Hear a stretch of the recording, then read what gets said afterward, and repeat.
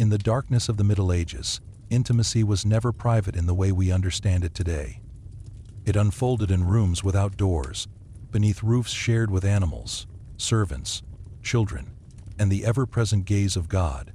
To speak of love, desire, and the body in medieval Europe is to step into a world governed by fear, ritual, survival, and silence. A world where intimacy was not a personal right, but a social duty, a religious obligation, and often a grim necessity. Medieval life was built around scarcity. Heat, light, space, and time were precious. Most people lived in single-room dwellings. Peasants slept together on straw pallets, entire families in one bed or on the floor beside it. Privacy was a luxury reserved for the elite, and even then it was fragile. Castles echoed with footsteps. Manor houses breathed with the sounds of servants. Curtains, not walls, separated bodies. In such conditions, intimacy could never be spontaneous or hidden. It was witnessed, overheard, assumed. Marriage was not born of romance. It was an economic arrangement, a legal contract, a strategy for survival. Love, if it came at all, was expected to arrive later, quietly, without disrupting duty. For women especially, intimacy began not with desire, but with obligation. A wife owed her body to her husband, just as he owed protection and sustenance in return. This exchange was not symbolic. It was written into law, enforced by church courts, and reinforced from the pulpit. The medieval church stood at the center of intimate life, its shadow falling across every bed. Sexuality was tolerated only within marriage, and even then, it was dangerous. Pleasure was suspect. Desire was sinful. The act itself was permitted solely for procreation, and even that permission came with conditions. Certain days were forbidden: Sundays, holy days, periods of fasting, pregnancy, menstruation, Advent.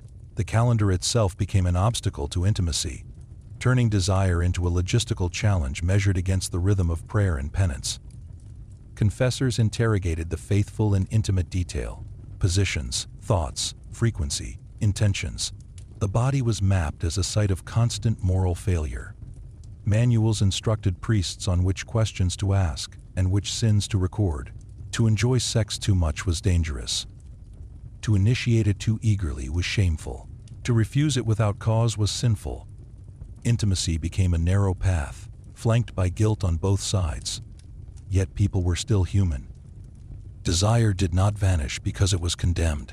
It adapted. It hid. It found expression in whispers, glances, songs, and stories. Medieval literature is filled with longing, with forbidden love, with bodies straining against roles too rigid to contain them. Courtly love emerged not as a celebration of marriage, but as its escape. Knights worshipped unattainable women. Passion was displaced into poetry, into fantasy, into suffering made beautiful. For the poor, intimacy was brutal and unromantic. Exhaustion dominated life.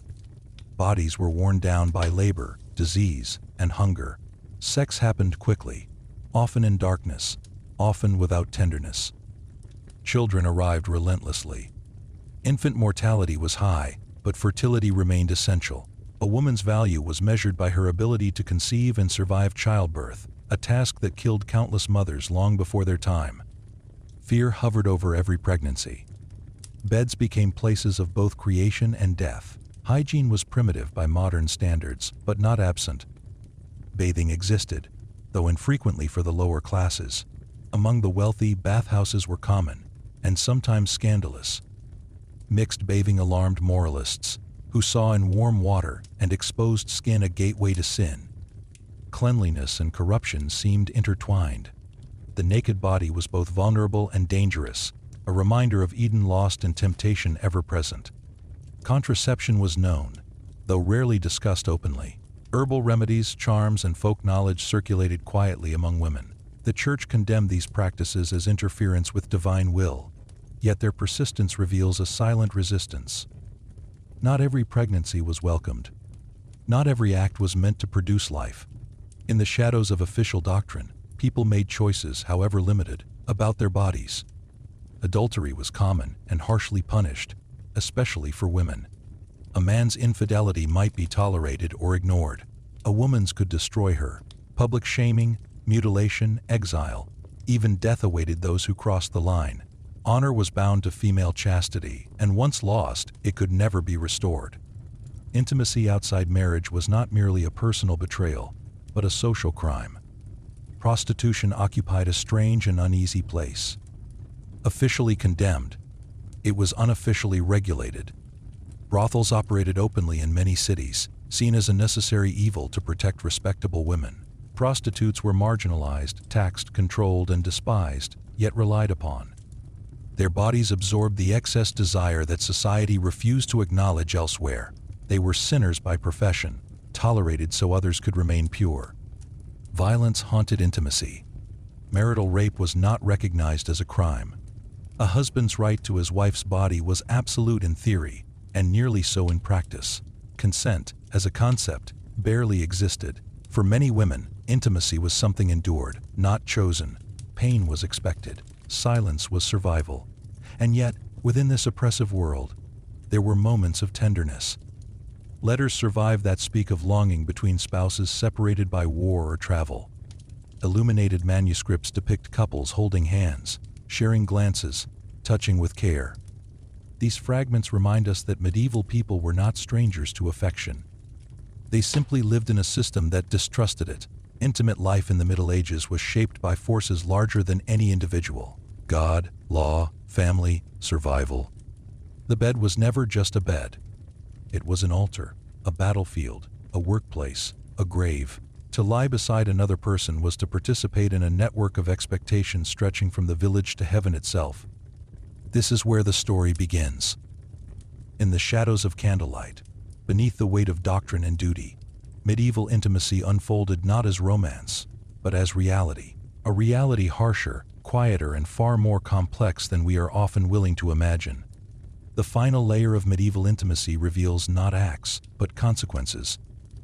What lingered after desire, after duty, after silence. The emotional residue of lives lived under constraint. Intimacy did not end when bodies separated. It followed people into memory, belief, and fear. Shame was the most enduring companion. It attached itself early and rarely loosened its grip. From sermons to confessionals, people were reminded that their thoughts alone could damn them. A stray fantasy, an unguarded glance, a moment of warmth held too long. The internal world became a battlefield. Intimacy was policed not only by institutions, but by the self. Guilt learned to speak in the voice of God. This internalization shaped identity. Men measured themselves against ideals of restraint and authority they often failed to meet. Women learned to disappear within their own bodies, to minimize presence, to accept discomfort as virtue. Desire, when it surfaced, was experienced not as joy but as threat, something to be suppressed, confessed, punished, or endured. Religion offered both condemnation and comfort. Saints' lives presented extremes: absolute purity, miraculous restraint, flesh transcended through suffering.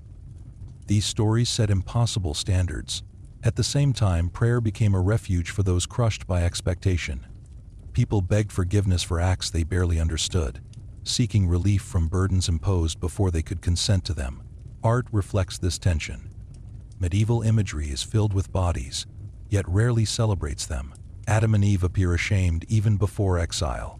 Lovers are warned. Temptation is monstrous. Desire is personified as demons, serpents, fire. The body is always on trial. Even tenderness is framed as fragile, fleeting, at risk of corruption. Law reinforced the message. Sexual transgressions were punished publicly to instill fear. Stocks, fines, penance, humiliation. The community watched as bodies were disciplined. Justice was theatrical. Intimacy, once exposed, became spectacle. Privacy was not protected, it was suspect. Over time, these pressures reshaped relationships. Emotional distance became a survival strategy. To expect too much from intimacy was dangerous. Love was safer when muted. Many learned to separate physical closeness from emotional vulnerability. The bed was a place of function, not confession. And yet, people aged. They accumulated experiences that doctrine could not erase. Widows and widowers carried memories of touch, of shared warmth, of loss. Some remarried cautiously. Others held on to solitude, having learned that independence could be gentler than obligation. Intimacy changed shape with time, becoming quieter, less visible, but no less real. The medieval world slowly shifted. Centuries passed. Economic structures evolved. Urban life expanded. New ideas emerged, often resisted, sometimes absorbed.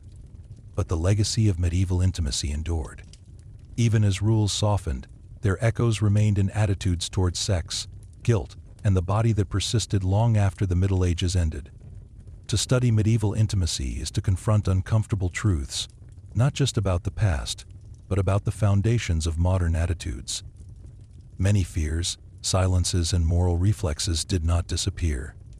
They were inherited: the suspicion of pleasure, the policing of bodies, the unequal burden placed on women. These patterns were not accidents. They were built. Yet history also preserves resistance. Quiet defiance, choices made in secret, affection expressed in small, careful ways, a hand held longer than allowed, a letter written with tenderness, a refusal to remarry.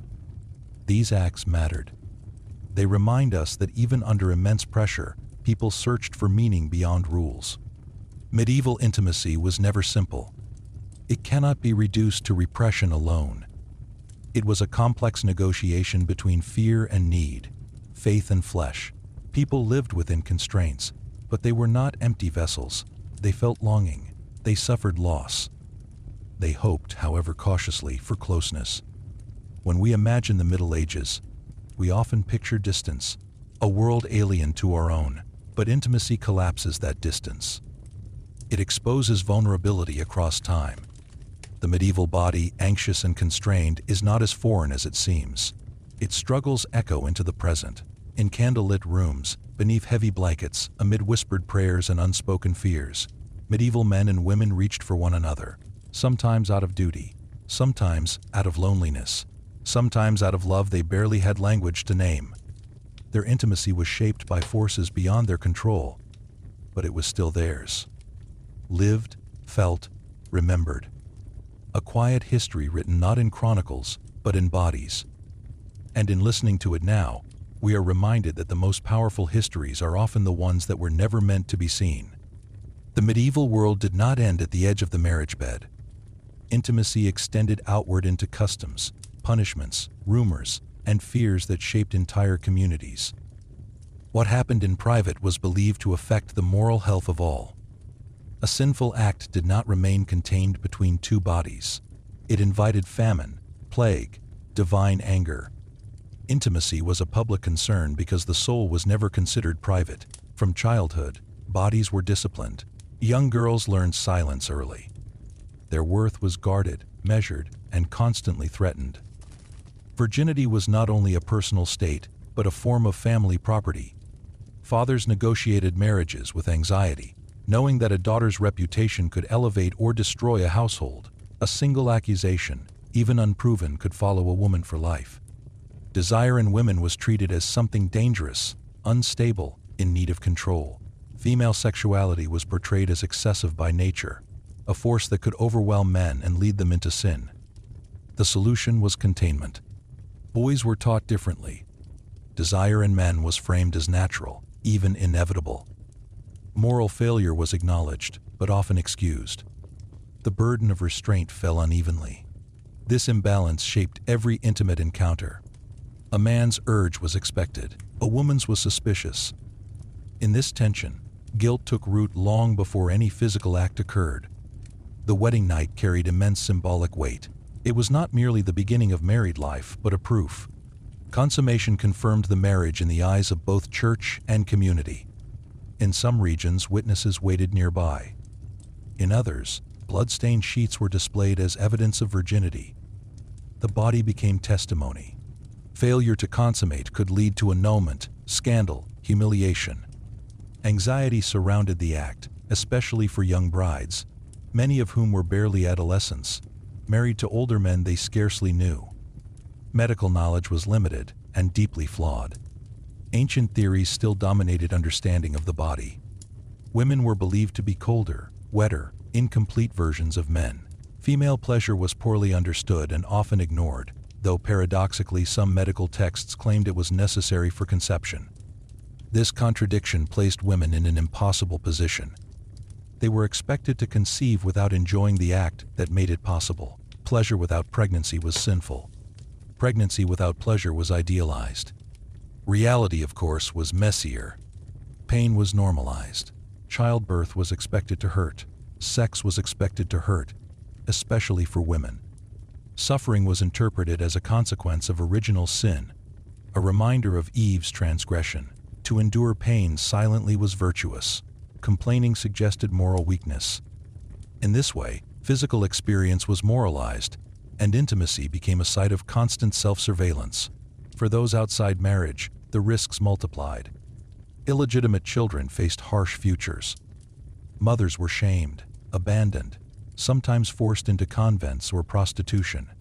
Infanticide, while rare, haunted the imagination of medieval authorities, who viewed desperate women with suspicion and fear. Laws were severe. Mercy was inconsistent. The boundary between sin and crime blurred. Same-sex intimacy existed, though it was rarely spoken of openly. When it was acknowledged, it was condemned with particular intensity. The Church labeled it unnatural, a sin that cried out to heaven. Punishments ranged from penance to execution, depending on time and place. Yet evidence suggests that such relationships persisted quietly, especially in single-sex environments like monasteries, convents, and military camps. Silence was survival.